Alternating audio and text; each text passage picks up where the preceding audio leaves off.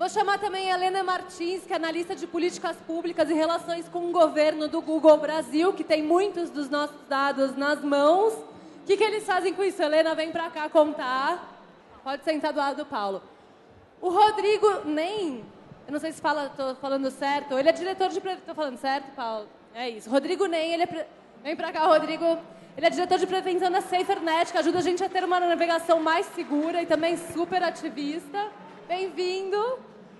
A Patrícia Peck, que é uma mega referência em direito digital, e ela estava agora tirando dúvidas do pessoal lá fora. Patrícia, bem-vinda. E para fechar a mesa, o Alessandro Molon, que é o deputado que está cuidando do projeto do Marco Civil da Internet na Câmara atualmente. E ele tem informações bem fresquinhas sobre esse projeto, né? Então, bom, vou deixar vocês com o Paulo. Paulo, se você quiser fazer perguntas da plateia no meio ou no final, você decide. Só falar para as nossas meninas, Paulo, elas cortam. Você decide, que coisa mais anos 90. Não, né? Ligue sim. No final, você que sabe. Tá bom? Bom debate. Galera, boa tarde. Vou começar aqui minha fala nessa palestra Salvem a Internet, evocando aqui o que está no texto lá do site, do YouPix, que ele fala que a internet somos nós, e isso dialoga com um senso comum de que a internet também é uma rede de pessoas, que ela liga pessoas que se comunicam pela internet, não só ela liga computadores, mas isso é uma leitura a partir de uma realidade tecnológica. E nessa realidade tecnológica há várias questões tecnológicas bem específicas, mas que vão condicionar, e já condicionam, e há muito tempo têm condicionado a forma como essas pessoas se comunicam. Tem uma revista, eu estou vindo de Recife, num evento sobre o Fórum de Internet no Brasil, publicada pelo CGI. Então, o CGI já é o Comitê Gestor da Internet, que é uma entidade bem técnica, e tem a revista Neutralidade na Rede. Aí você abre aqui a revista, no editorial, primeira página, você vai ter o cara aqui do CGI falando assim: a neutralidade de redes é condição fundamental para manter o funcionamento da internet como a conhecemos. Aí a pergunta é: que internet é essa que conhecemos? O que é a internet que a gente quer salvar? A internet que a gente quer salvar, ela é livre, aberta e horizontal. Livre porque as pessoas postam o que elas querem, ela é aberta, qualquer pessoa pode entrar, pode sair, e ela é horizontal. Um computador não vale mais do que outro computador. Esses três aspectos dialogam diretamente, e aqui eu vou entrar um pouco na minha área de expertise, do direito, né? Que esses aspectos, liberdade, abertura e horizontalidade, dialogam com os direitos fundamentais, que em algum momento da vida de vocês já ouviram falar, em liberdade, igualdade e fraternidade. Vem lá da França, a Revolução Francesa, a ideia de já há alguns séculos, e as pessoas resolveram, depois de muito sangue, fazer um pacto para um mundo melhor, e esse pacto teria como medida para resolver a realidade, os problemas da realidade, trabalhar com mais liberdade e igualdade e fraternidade. Acho que os espíritos da Revolução Francesa baixaram aqui. Tomara que ninguém corte minha cabeça. Que os problemas da realidade iam ser resolvidos com base em liberdade, igualdade e fraternidade. E isso lá é 1700.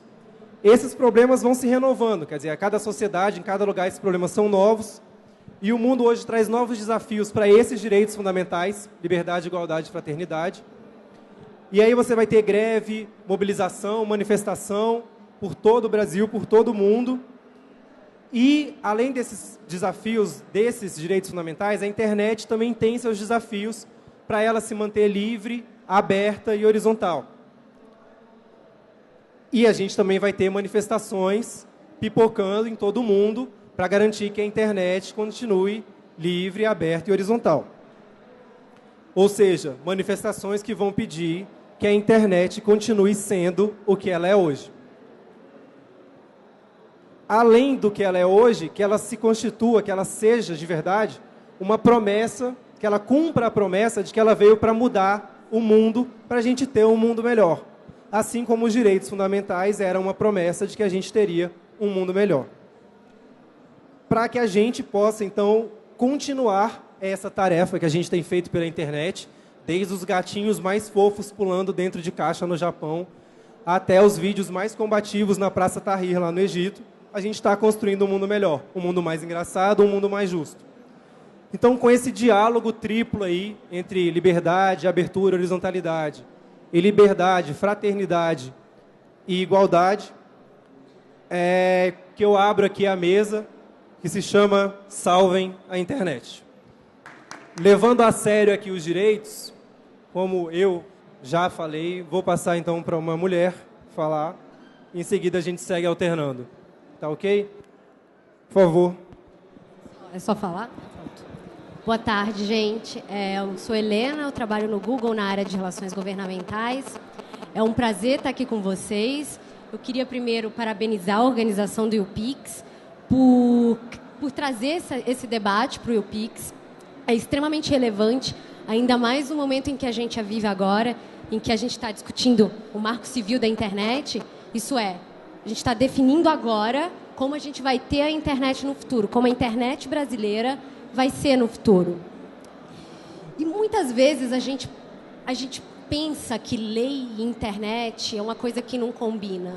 Até por conta de toda a história do SOPA, PIPA, até do projeto de lei Azeredo, de crimes da internet, a gente tem essa visão um pouco pejorativa de que lei e internet não combinam.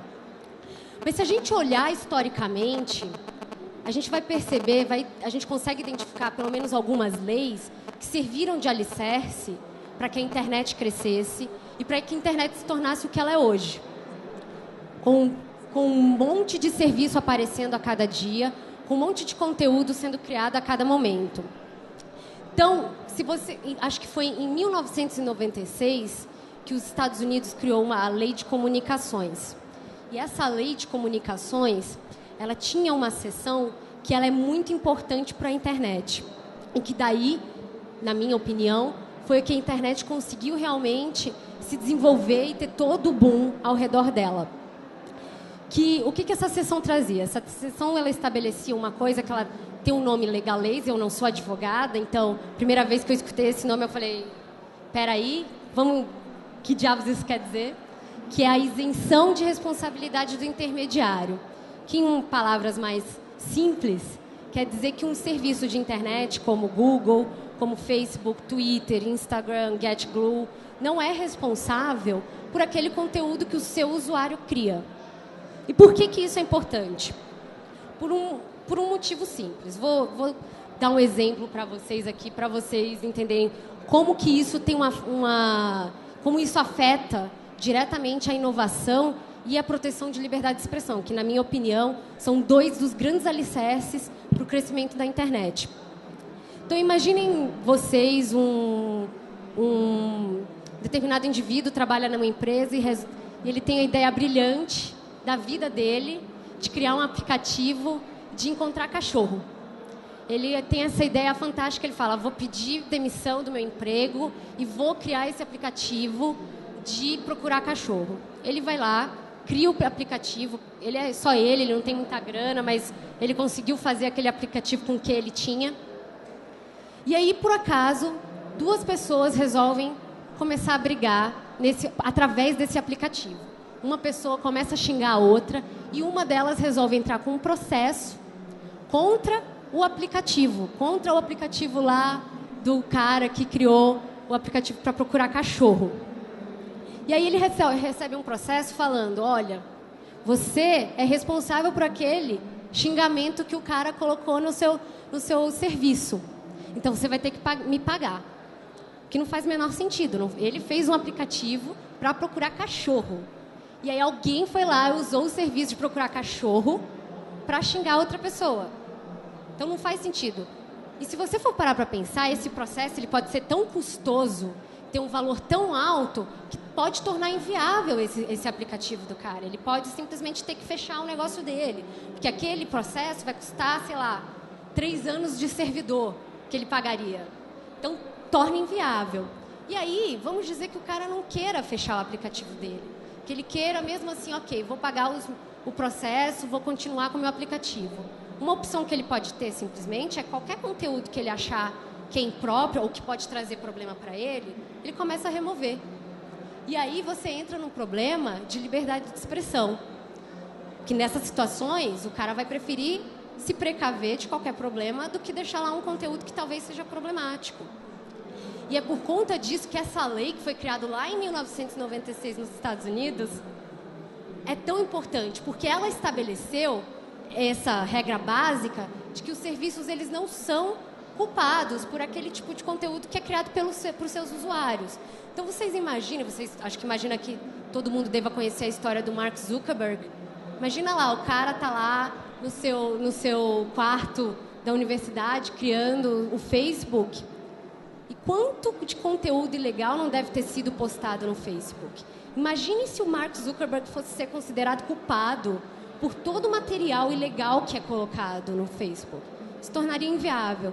Então, é graças a uma lei, sim, uma lei, ela pode ser boa, lá de 1996, que estabeleceu essa regra de que, não, as plataformas não são culpadas. Por conta disso, a gente tem Google, a gente tem Facebook, a gente tem tantos outros serviços que a gente usa hoje em dia que a gente pode usar para se expressar. Eu acho que era isso que eu queria falar de inicial. Agradecer a Helena, campeã aqui, sobrou 1 minuto e 45. Pessoal, não avisei, eu vou contar aqui uns 7 minutos para cada um, aí depois a gente pode passar para perguntas da plateia, para dar uma animada, e a cada mudança a galera pode se mexer na cadeira, não dormir, esfregar o olho. Beleza, vamos lá. Ó, eu posso só falar uma coisa? Na fala dela ninguém dormiu, hein? Posso só falar uma coisa? Que esse princípio de responsabilidade, de isenção de responsabilidade do intermediário está no Marco Civil. Por isso que é tão importante a gente estar discutindo isso hoje aqui, até porque o deputado, acho que vai comentar um pouco mais, apresentou hoje o relatório do... Bom, boa tarde. Agradecer aí ao convite. Sou Rodrigo, lá da SaferNet. E a gente está muito contente em fazer parte desse debate, justamente porque nossa organização é uma ONG sem fins lucrativos brasileira e que trabalha na promoção dos direitos humanos na internet, no Brasil. E ao longo a gente tem poucos anos de história, são só 6 anos, vamos completar 7 anos agora, mas muitos de vocês certamente já ouviram falar, talvez não da gente, mas de uma das ações que a gente faz, que é operar um canal de denúncias de crimes contra os direitos humanos na internet brasileira, que é o denuncie.org.br, onde a gente recebe vários tipos de denúncia de, por exemplo, homofobia, racismo, nazismo, neonazismo e também pornografia infantil na internet brasileira. E aí, uma coisa que eu até estava conversando com os colegas ali antes da gente entrar, né, é que, infelizmente, a gente tem hoje, aqui no Brasil, uma cobertura da imprensa bastante focada na questão da violência sexual contra a criança, do tal pânico moral. Literalmente, a gente está construindo um pânico moral em torno da violência sexual, do abuso sexual de crianças na internet, como se isso fosse o principal da internet, né? A gente vê, às vezes, várias reportagens, vários comentários, trazendo essa dimensão da pedofilia na internet como se fosse o mal do século, né?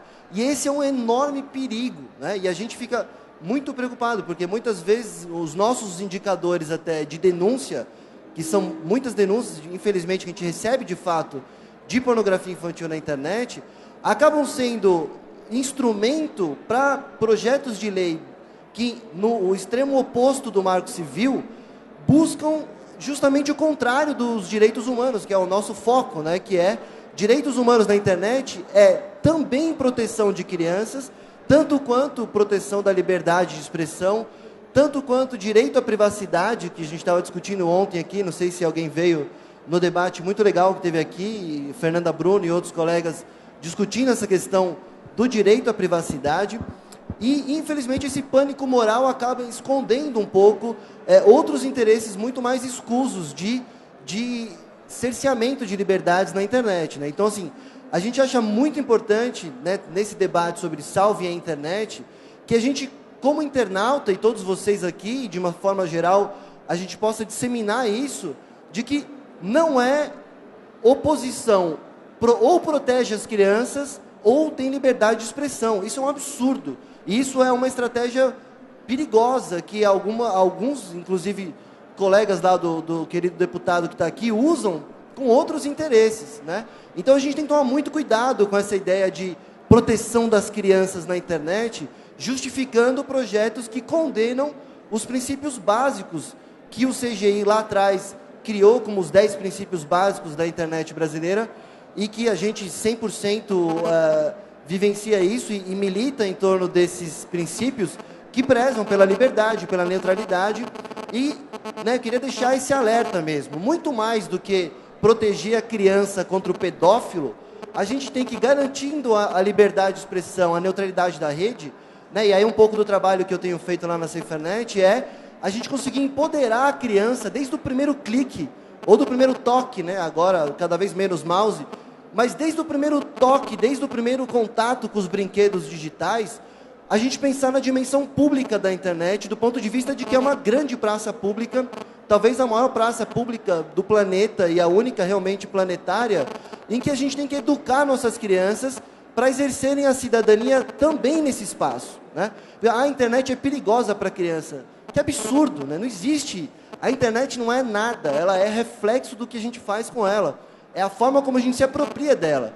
Se você deixa uma criança de 7 anos sozinha o dia inteiro em casa, na frente do computador, como babá eletrônica na web, claro, vai ter chance, é pequena a chance, mas tem chance de um cara bizarro entrar em contato com ela, mandar o desenho dos Simpsons transando todo mundo com todo mundo e querer, enfim, cometer um crime com aquela criança. Mas o que a gente tem que mais urgente fazer não é proteger as crianças da internet, como a gente ouve às vezes, né? Mas é conseguir empoderar a molecada, desde muito pequenininha, a exercer a sua cidadania e exercer a sua própria liberdade, né? Isso tinha que ensinar na escola. O Marco Civil, assim que é aprovado, tem que entrar na agenda das escolas para que, desde muito cedo, a gente entenda essa ideia de participação ativa do cidadão internauta na construção da internet, não só lá brincando com vídeo, zoando, falando com a galera, mas também, a gente sabe que tem uma parte chata da lei, da democracia, de construir leis, mas esse momento que a gente vive agora do Marco Civil é extremamente importante para a gente manter essa dinâmica, né, essa vitalidade da internet como um espaço libertário, né, e não uma grande televisão a cabo, como alguns querem, especialmente no âmbito do direito autoral, tornar a internet uma grande TV a cabo para nossas crianças assistirem um programa um pouquinho só mais variado do que está na televisão a cabo, né? Essa não é a mensagem e da nossa contribuição é justamente, acho que, ponderar isso, né? Deixar claro que uma coisa não é o oposto da outra. Proteger criança na internet é proteção dos direitos humanos de crianças e adolescentes, incluindo aí um debate que a gente tem tentado travar, que é bem delicado, é o direito da criança e do adolescente a exercer a sua sexualidade com certo grau de liberdade na internet, né? Porque adolescente, desde a criança, também tem um direito à expressão da sua sexualidade, que a gente tem que cuidar desse pânico moral e não achar que proteger criança é sinônimo de fechar a internet. Ou, para tornar a internet segura, precisa restringir liberdades. Muito pelo contrário. A gente tem que ensinar também a criança a exercer sua liberdade e sua cidadania, aí sim, com cuidado e segurança. Eu acho que é um caminho possível e não contraditório proteger criança com liberdade. Alô? Tá aí. Obrigado, Rodrigo Nem.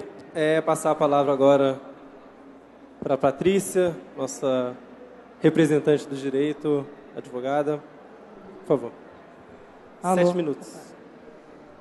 Bem, eu fico feliz de participar do debate e trazer também, junto com os demais, um pouco de visão do mundo que a gente vive. Acho que, primeiro, a gente não tem que ser naive, inocente, né? A internet não é de graça. A internet é um modelo de negócios em que algumas empresas ganham muito dinheiro com a sua informação. E o Marco Civil, quando foi feito, era para discutir a proteção da informação desse usuário na era digital. Pensar a privacidade não só do lado da liberdade de expressão, mas da proteção da informação, para não ser um cheque em branco. Quando você assina hoje um Gmail ou entra no Facebook, o termo de uso diz que a informação é dele, não é mais sua. E ele vai usar para sempre, mesmo que você deixe de ser consumidor do serviço. O Marco Civil pode ser importante? Claro que é. Até porque eu acho que a discussão de valores é importante, até anterior das leis. Hoje o nosso Congresso tem dificuldade de escolher qual valor merece ser mais ou menos abraçado numa era de tanta transformação. Mas mais importante que o Marco Civil é a Constituição Federal, que está aí desde 88. Isso sim tinha que ser ensinado nas escolas. O artigo 5º, inciso 4º, garante a liberdade de expressão, mas proíbe o anonimato. E o artigo 5º, inciso 10, garante a proteção da imagem e da reputação. Então, assim, será que a liberdade a qualquer preço? Né? A gente vai botar o pessoal em Bastilha, guilhotina, liberdade a qualquer preço? Não. Nós já discutimos há mais de 2000 anos na humanidade que a liberdade de um vai até onde começa a do próximo. Né? Que a gente tem que ter, sim, um sentido do direito, que eu posso falar o que eu penso, mas eu respondo pelo que eu disse. E aí, por isso que a impunidade demasiada gera um prejuízo para a internet. O medo, né, de um pai ou uma mãe não deixar seu filho conectar gera um prejuízo para a internet, para as relações, para o mundo mais transparente. E aqui no Brasil a gente vive um cenário diferente dos outros países. Você não vai ver alguém usando uma rede social para ficar difamando o chefe, ou para ficar falando mal da família, ou botar foto do outro sem autorização. Na Alemanha, na Itália. Mas a gente vê isso no Brasil, porque a gente acabou tendo mais tecnologia do que educação, né? E aí é claro que não é coerente achar que é uma lei que vai resolver um problema educacional, até porque senão eu vou fazer o quê? Botar todo mundo na cadeia? Não é assim que a gente resolve com sustentabilidade. Mas eu acho que é importante refletir algumas situações. Aí vocês podem avaliar se a gente está conseguindo escrever um modelo melhor e mais legal de vida digital ou não, né? Porque hoje a gente vive o que os outros escreveram. A gente agora está escrevendo as regras do jogo da sociedade digital. Então, assim, alguém aqui já teve uma foto sua colocada na internet? Alguém já teve? Você acha que você tem o direito como cidadão de, se você não quiser aquela foto sua exposta, puder solicitar a retirada do ar? Claro que sim. Agora eu preciso entrar com uma ordem judicial para fazer isso? Não. O provedor pode tirar se quiser, mas ele só responde se depois de ordem judicial ele não tirar. Significa então que ele não vai tirar. Porque se ele só vai responder depois, né? Hoje não, hoje ele responde a partir da ciência. A ministra Nancy do STJ coloca claro, se você está ciente que alguém está fazendo mal para outra pessoa no seu ambiente e você não faz nada, isso é conivência, isso é negligência. Porque ele está fazendo isso na sua página. Eu não vou fazer censura prévia nunca. Não pode haver censura prévia, tem que haver educação. Agora, a partir de uma ciência, uma pedofilia, a gente trabalha com escolas, uma foto de exposição de nu de criança, às vezes para na internet primeiro porque o pai colocou. A mãe colocou, mas ele colocou com função de privacidade no Face, só para os parentes ver. A pessoa pega aquele sem noção, dá Ctrl+C, Ctrl+V e coloca a foto da criança espalhada na internet. E dependendo de onde aquilo for parar, como o direito protege a vítima? Que falar de direito humano de criminoso é fácil. Mas falar da vítima digital, que a reputação dela vai estar prejudicada para o resto da vida, é um desafio. Né? E eu tenho medo de que, se tudo for só responsabilizar depois de ação de ordem judicial, você tem dois lados. Tudo parar no judiciário. Vai inviabilizar a sociedade. Inviabilizar. Só vai ser sério se parar no judiciário, inviabilizou. 2, a pessoa saber que, como ela não responde se não for parar no judiciário, ela fazer justiça com o próprio mouse. Então, se o Alessandro me magoar, eu vou lá e magoo o pior, sabe? E isso também não vai construir um novo cidadão, uma geração Z, W, qualquer uma que venha, mais ética, mais correta. Eu acho que aquelas premissas, né, de que a gente tem que exercer liberdade com responsabilidade. Tem que garantir a neutralidade, sim. Agora, se hoje uma página, ou um provedor, ou um buscador ganha dinheiro com um conteúdo que esteja ilícito, porque a audiência dele está ali a partir de uma ofensa, de uma pirataria ou de algo assim, ele é o primeiro que tem que pagar. Ele é o primeiro que pague a Google, que pague o UOL, que pague o Facebook, que dinheiro eles têm. O cidadão que tem que ser educado, com certeza, claro. E só uma provocação, a gente vai ter a Copa do Mundo, daqui a 2 anos. Imagine só que se o Marco Civil for aprovado do jeito que está, que diz que não vai ter guarda obrigatória de log de navegação, que é quando alguém logado no Facebook diga no dia do jogo de futebol no Maracanã que tem uma bomba no estádio.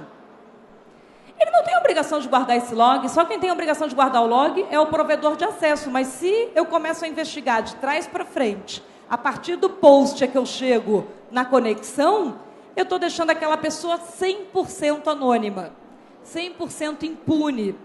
Numa época em que a gente vai ter o wireless gratuito nas prefeituras, sem autenticação. E será que em 2 anos a gente educa todo mundo? Eu não sei. Mas fique aí essa questão de segurança pública digital. Não é tirar a liberdade do cidadão falar se gosta do Corinthians ou do Boca Juniors. Falar se é Palmeiras ou Corinthians. Mas se ele falou que tem uma bomba, eu tenho que poder saber quem é ele e ir atrás. Então a gente tem na nossa mão hoje uma responsabilidade bem grande para decidir sobre isso. Não tem lei perfeita, gente. Pode sair uma agora e ir sendo melhorada. Mas o mais legal de discutir aqui com o deputado é justamente esse processo contínuo de melhoria. Claro que ficar sem lei é o pior cenário, e aí eu, claro, tenho que dar aí todos os votos positivos pela própria evolução rápida que o Marco Civil teve nos últimos anos. E é isso. Muito obrigada. E agradecer também a Patrícia, que tem colaborado no Marco Civil já desde o seu início. Passar a palavra agora para o deputado Alessandro Molon, do PT do Rio de Janeiro, que é o relator. E, em seguida, mais 7 minutos de fala para o deputado e eu vou abrir para perguntas da plateia. Então, se alguém quiser fazer perguntas, como é que faz? Levanta a mão, vocês pegam. Então, só levantar a mão aí que o pessoal vai anotar quem quer fazer as perguntas por escrito ou vai fazer na hora mesmo. É no microfone? Com liberdade, gostei. Apresentação. O deputado está pedindo a apresentação dele no telão, ok? Por favor, deputado.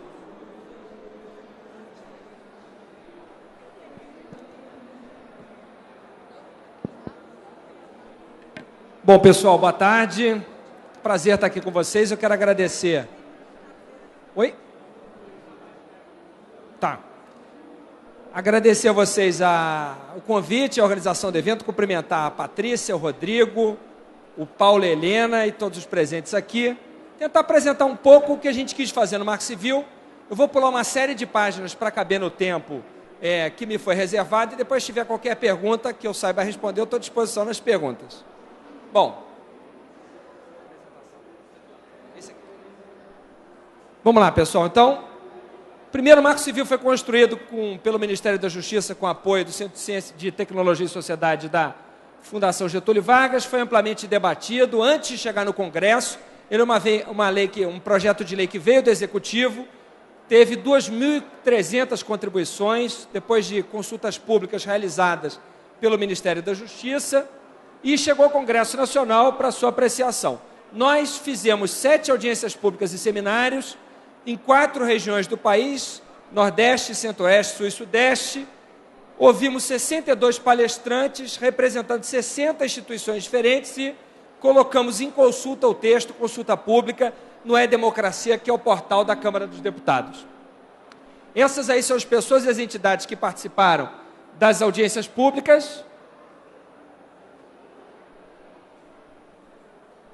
Aqui o portal, né, a cara do portal da E-Democracia, onde ficou em consulta pública, o projeto de lei, que chegou hoje a um relatório final, foi divulgado hoje de manhã, às 10 horas da manhã no É Democracia, o relatório que eu apresento, contou com 45 mil visitas à página, 140 propostas e 2.215 comentários. Independente do resultado final da lei, da qualidade da lei, pela qual a gente está trabalhando para que seja a melhor possível, nós temos o orgulho de estar apresentando ao país o projeto de lei mais colaborativo e participativo da história do Congresso Nacional. Isso foi dito hoje pelos responsáveis pela democracia, disseram, olha, isso é um modelo de participação na construção de projetos de lei, nós vamos tomar esse caso como um exemplo para todos os próximos. E a gente considera que isso já é uma vitória, ou seja, usar a internet, o Paulo abria a mesa falando da importância de se usar a internet para realizar os ideais da Revolução Francesa, liberdade, igualdade, fraternidade. No fundo, a gente está usando a internet para consolidar e aprofundar a democracia no Brasil. Então, como se disse aqui, a internet é uma ferramenta que pode estar a serviço da construção de um país melhor, de uma sociedade melhor, de um mundo melhor, ou ser usada, infelizmente, como qualquer outra ferramenta para a prática, para condutas ilícitas, para condutas que a gente quer combater. Isso vai depender do uso que a gente der e das leis que a gente fizer. A gente está procurando fazer uma lei para que a internet seja usada da melhor forma possível no país. O Marco Civil tem 5 capítulos. O primeiro deles, o capítulo dos fundamentos, princípios e objetivos da internet no país. O segundo capítulo que fala dos direitos e garantias dos usuários da internet, todos nós. Terceiro capítulo, a provisão de conexão de aplicações da internet. Quarto capítulo, sobre a atuação do poder público. 5 capítulos sobre as disposições finais. Eu queria passar para os principais pontos que, no meu entendimento, são a proteção à liberdade de expressão, sem a qual não dá para fazer a democracia que a gente quer. Segundo ponto, a neutralidade da rede. Terceiro ponto, a privacidade do usuário. Quarto ponto, a guarda de registros, né? Ou a guarda dos logs. Quinto ponto, a responsabilidade civil de terceiros. E o sexto ponto, a atuação do poder público.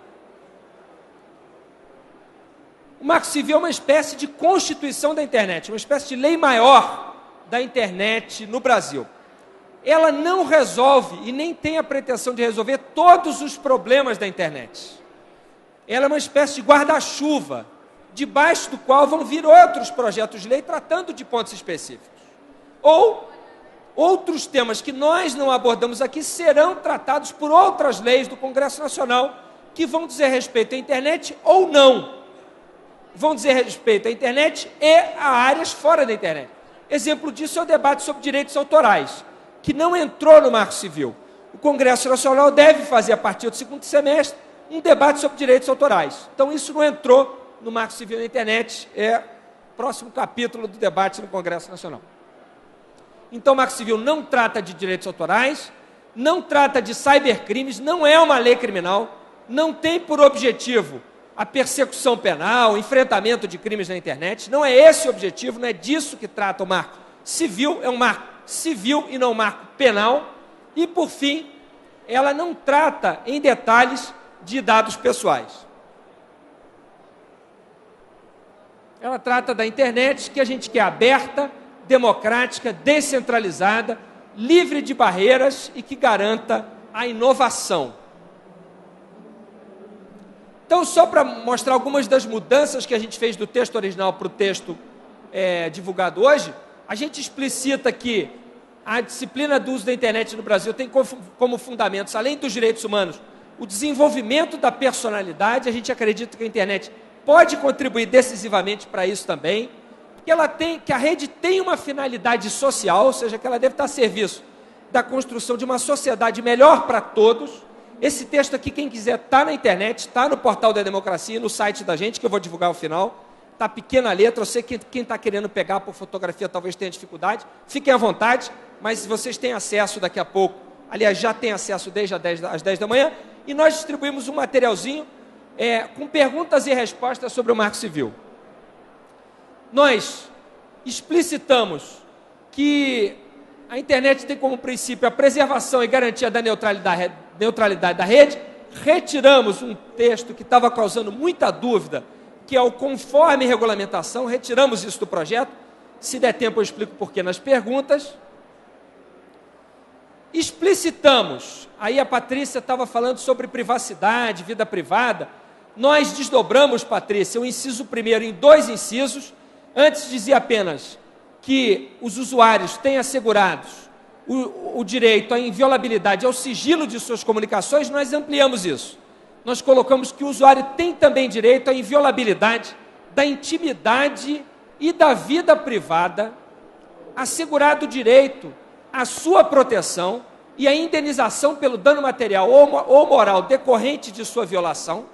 Então, quem usar a internet para violar a privacidade de um terceiro vai responder por isso, e também a inviolabilidade ao sigilo de suas comunicações, como estava previsto.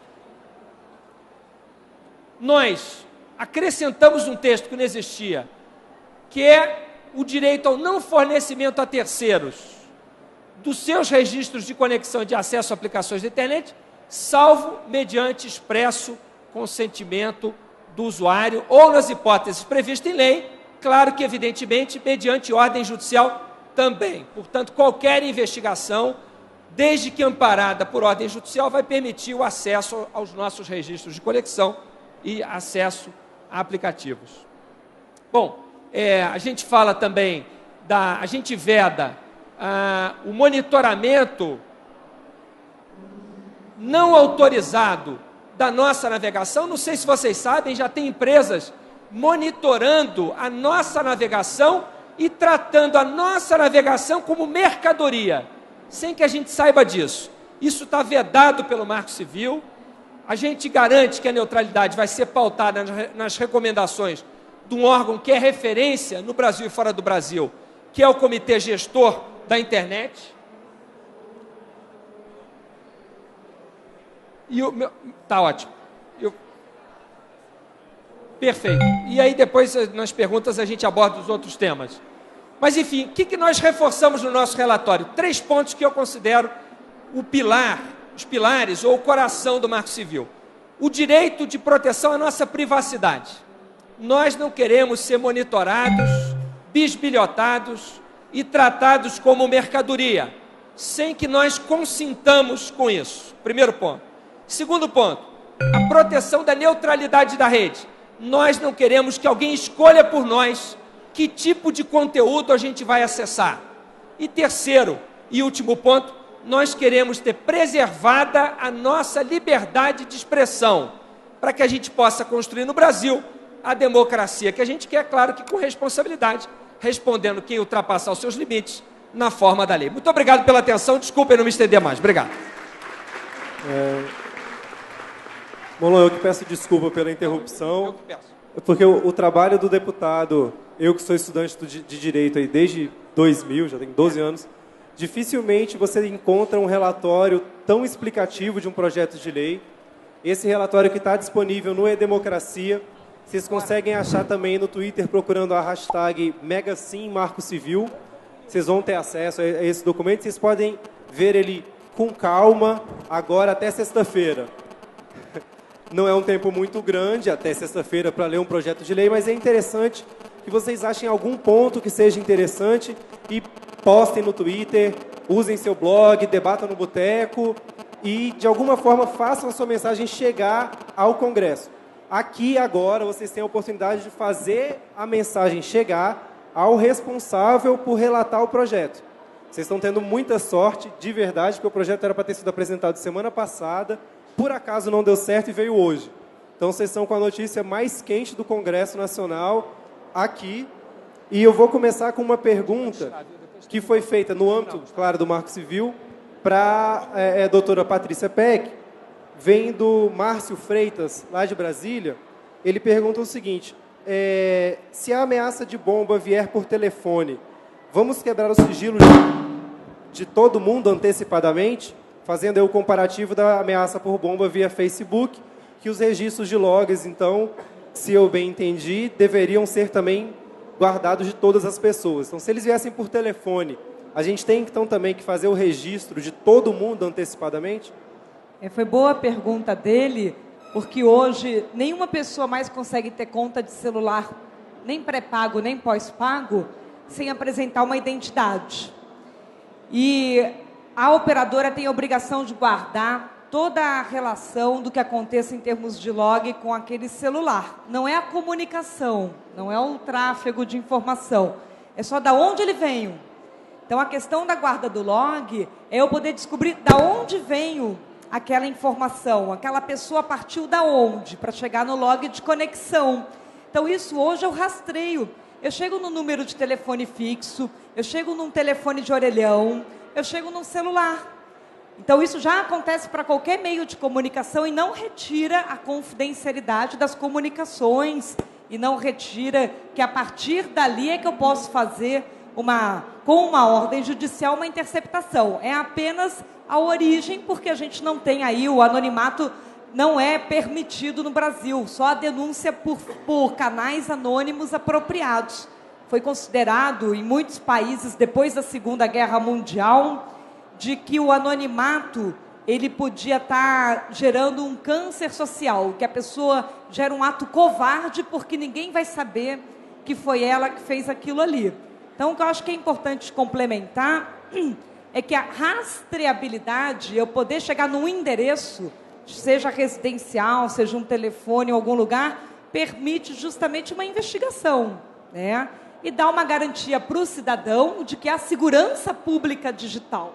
Acho que hoje quem navega na internet quer mais segurança, né? E até ter certeza de quem está do outro lado é quem diz ser e coisas desse tipo. Porque 95% é gente do bem, é gente fazendo coisa boa. Mas tem 5% de gente ruim, digamos assim, que pode atrapalhar muito a vida das demais pessoas. E aí, por isso, é só para chegarem naquele endereçamento. Acho que é importante não confundir conteúdo com endereço. Patrícia, então vamos falar de coisa boa, vamos falar de YouPix. A galera aqui do YouPix que quer fazer pergunta já. Lembrando que vocês podem fazer pergunta também sobre o texto do Marco Civil.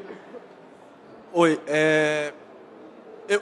Se apresenta, por favor. Meu nome é Luiz, eu sou redator publicitário e eu sou muito ativista da liberdade de expressão. Como qualquer escritor, como qualquer pessoa que trabalha com a expressão de qualquer maneira, eu acredito que a liberdade de expressão é importante. E a internet hoje é o melhor meio para se fazer isso. Levando em conta tudo o que foi discutido, eu queria saber da Patrícia como que...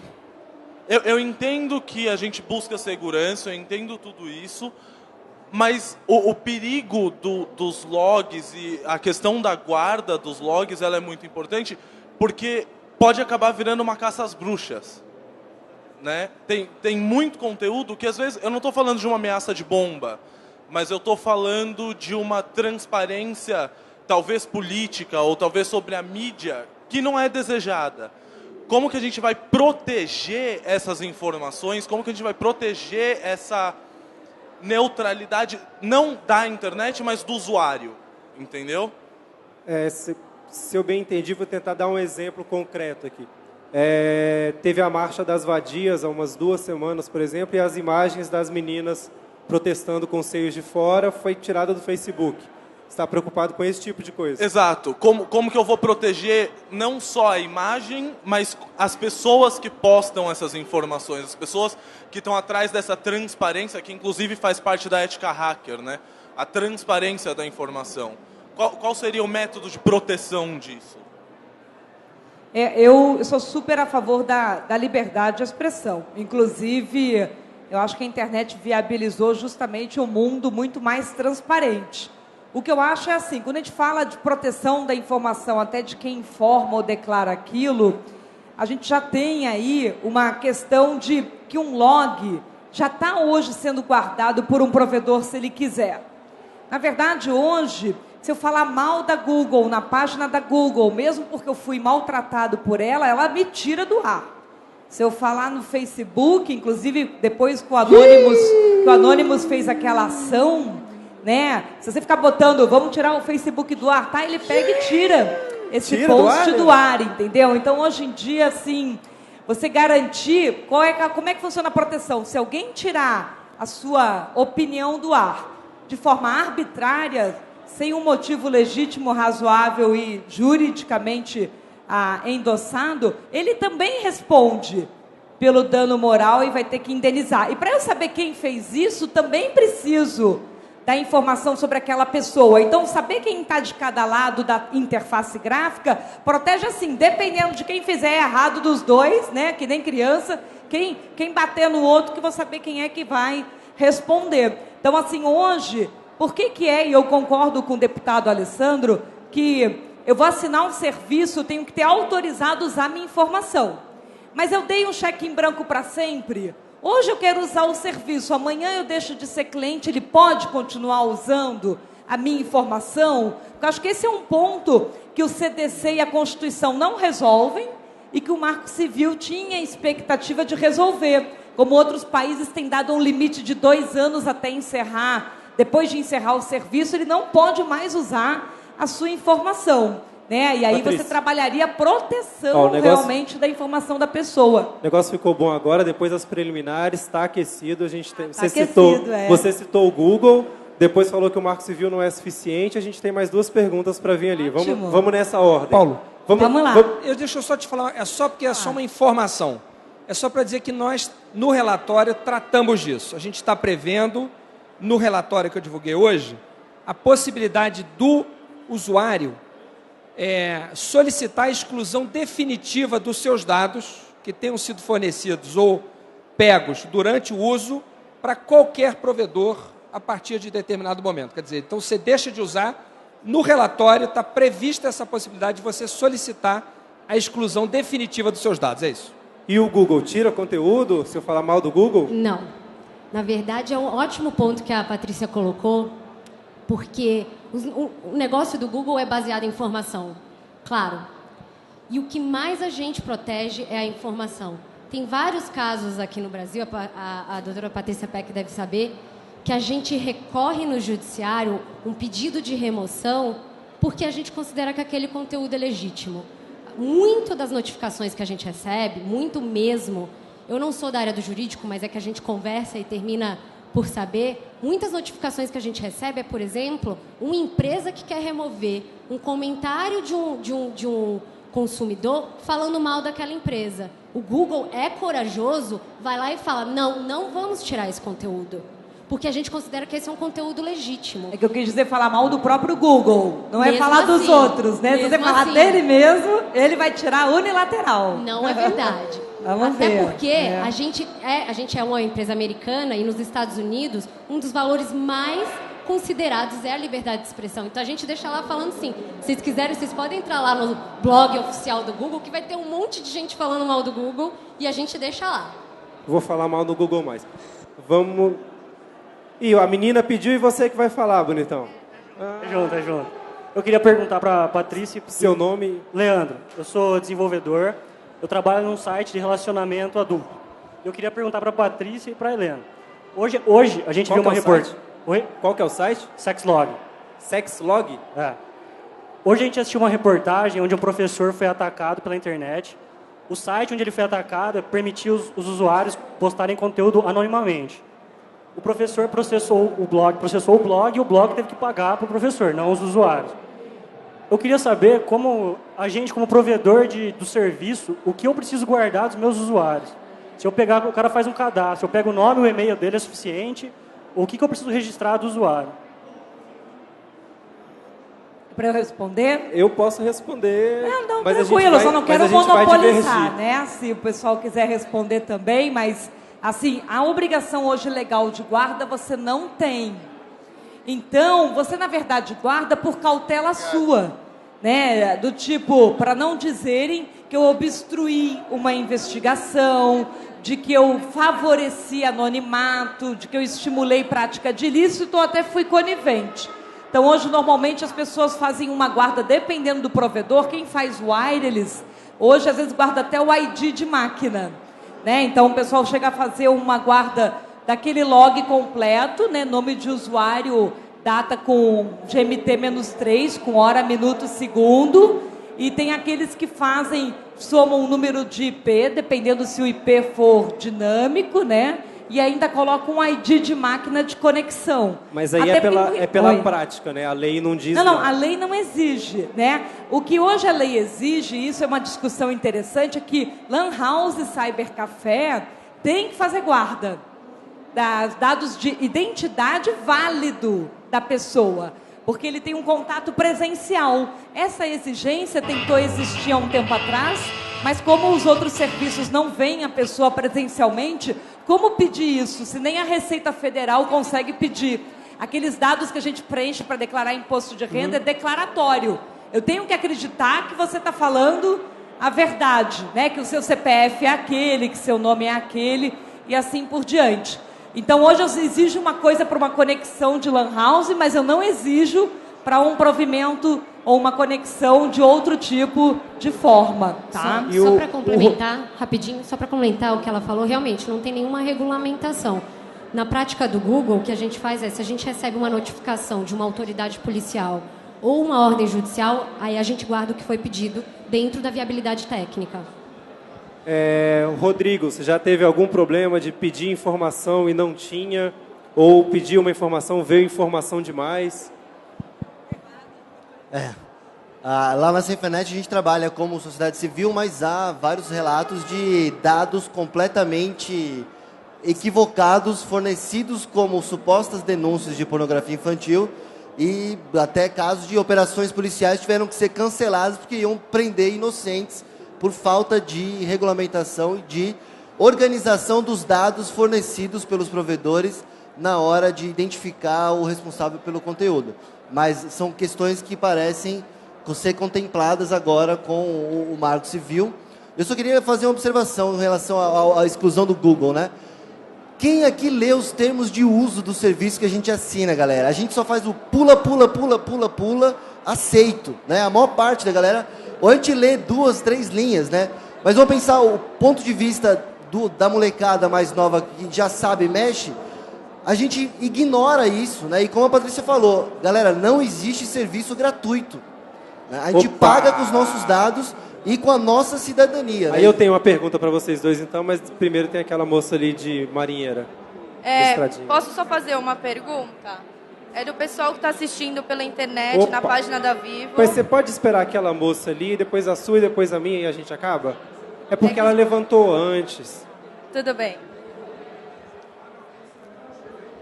E aí acabou, hein, galera? É ela, e a gente vai encerrar aqui, mas depois a gente está no corredor aí. Boa tarde, meu nome é Clariana, eu sou estudante de Ciências Sociais e eu milito nessa causa do software livre. Eu queria fazer uma pergunta, porque eu fui numa audiência do Marco Regulatório da Internet e o sociólogo Sérgio Amadeu estava falando naquele momento e ele falou de uma coisa que me preocupou, que era a história da Oi estar usando... a Oi estava usando um sistema de fiscalização de guardar logs que tinha sido proibido na Europa e a Oi estava usando aqui no Brasil. Na verdade, a minha pergunta é o seguinte, se agora, nessa nova redação do Marco, do texto, se tem alguma coisa que diga, que já esteja falando sobre de como tirar esse poder das empresas de telecomunicação de fiscalização dos logs. Na verdade, fica tudo muito solto, né? A empresa de telecomunicação, ela guarda os logs, ela pode fiscalizar a sua vida e ela pode ver o que acontece dentro da sua casa e etc. Fica muito estranho. Eu ia perguntar se nessa nova redação já tem alguma coisa que fale melhor, comente melhor sobre isso. Acho que dá tempo. Molon, responde essa, a gente faz mais um. Essa é bem rápida. A gente está proibindo isso sim, né? O Sérgio Amadeu fez referência à Form, uma empresa que na Europa já foi proibida, quer dizer, por uma série de países ela já não pode mais atuar. Ela fazia isso mesmo. Ela, de alguma maneira, lia, monitorava, né? De alguma maneira filtrava o conteúdo daquilo que a gente estava, digamos, enviando, daquilo que a gente está enviando, porque ainda não está proibido. E isso era usado para, de alguma maneira, traçar o perfil de consumidor de cada um de nós e vender como informação a nosso respeito para que a gente pudesse receber propaganda direcionada. sem que qualquer um de nós soubesse. A partir do texto de hoje do Marco Civil, não do texto original, mas desse que a gente apresentou às 10, isso, se for aprovado como está, vai ficar proibido. Ninguém vai poder mais ler o que a gente está mandando e estabelecer um perfil até da nossa... Não é nem só do que a gente está escrevendo, é daquilo que a gente está buscando na internet pela nossa navegação. Isso fica proibido a partir desse novo texto. Obrigado, Molon. Obrigado, Clarice. Vamos para a pergunta da internet. A pergunta é da página da Vivo no Facebook, do pessoal que está assistindo pela internet. Liberdade na internet tem limite? E se tiver, quem o define? Bom, a gente vai encerrar com essa pergunta. Todo mundo respondendo. Na minha pergunta, eu já encaminho o debate ali. Vamos na ordem inversa. Tá bom. Então, Helena do Google. Você pode repetir a pergunta para mim? É só porque ficou ruim disso, tá? Ela quer saber se a liberdade na internet tem limite. Ela perguntou isso na página do Facebook. Se tiver, quem define? Então, eu acho que essa pergunta ela resume um pouco o que a gente vem discutindo aqui nesse painel. Que a gente tem que, de fato, a gente tem que pensar em qual internet a gente quer. Se a gente quer uma internet em que a liberdade de expressão é um valor fundamental ou se não.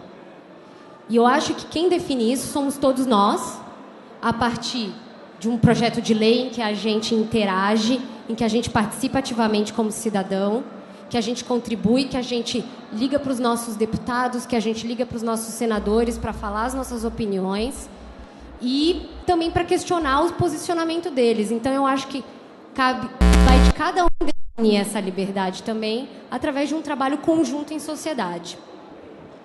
Muito bem, Helena, muito econômica no tempo. Bom, eu diria que quem define a liberdade é a sociedade, até para fazer uma rima e uma frase bem simples. E para essa definição vai depender de quem da sociedade vai se manifestar para dizer até onde vai a liberdade. O Congresso tem essa responsabilidade de definir esse limite, mas eles podem definir com base no que eles acham da cabeça deles ou com base no que a gente diz para eles o que a gente quer. E aí eu, junto com os colegas, estamos com uma campanha Mega Sim Marco Civil. Vocês conseguem encontrar nossa petição na Avaz no bit.ly/Mega Sim Marco Civil. Tudo junto, tudo minúsculo. Vocês têm a petição e o link para maiores explicações. E, enfim, até para mim, a liberdade, ela tem que ser, não é uma limitação com outros direitos. Como o Rodrigo bem colocou, ela tem que coexistir com outros direitos.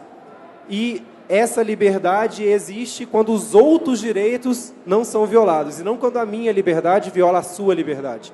É, eventualmente, a minha liberdade de expressão com a sua intimidade, que é uma perspectiva bem diferente.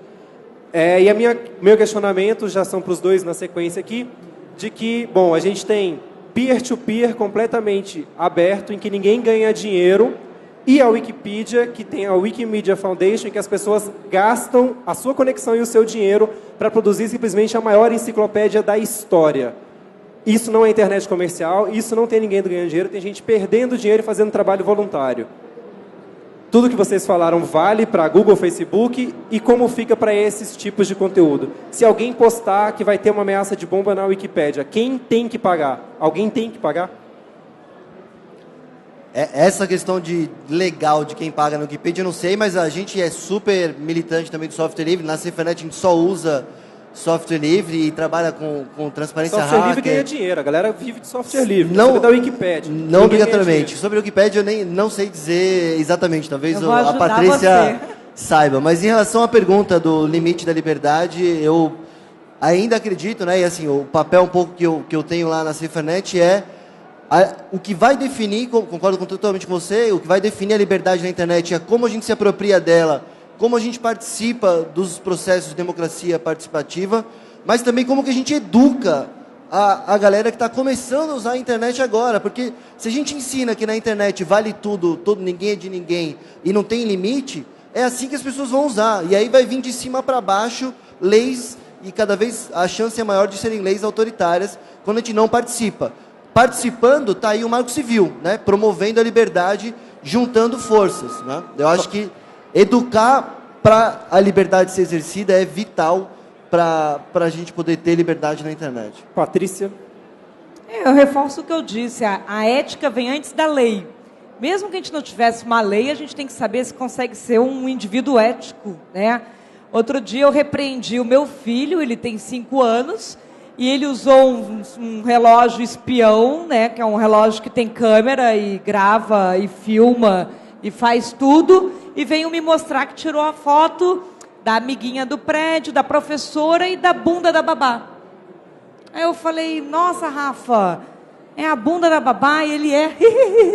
Eu falei, você não pode fazer isso. Patrícia, não é porque você o tem Estado tem que tratar um os relógio, cidadãos, né? Oi? O Estado vai tratar os cidadãos como você trata o seu filho? Então, no princípio dessa educação de limite, sim. Por quê?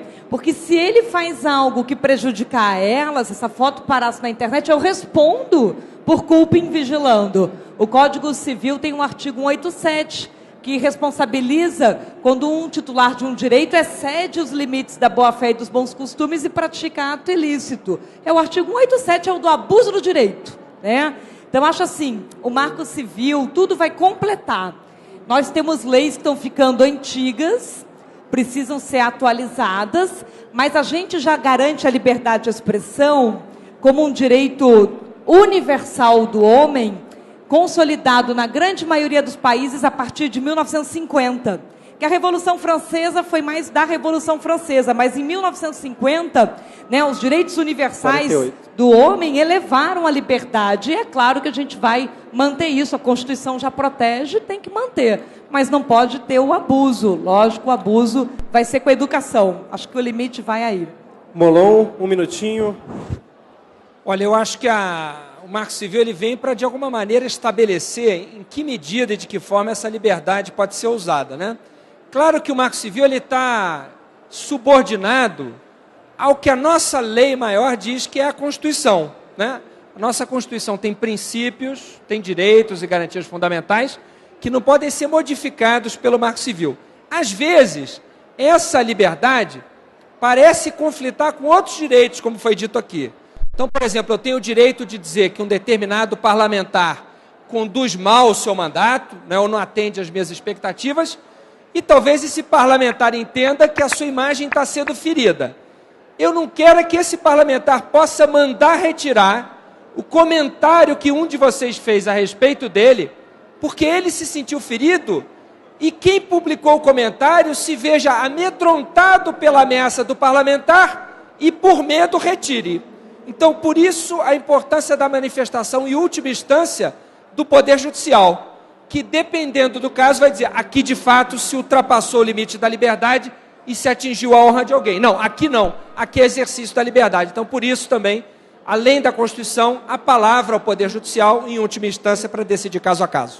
Molon, muito obrigado. Patrícia, obrigado. Rodrigo, obrigado. Helena, obrigado. Pessoal, obrigado. E o Pix, organização, muito obrigado. Galera, valeu. Muito obrigada.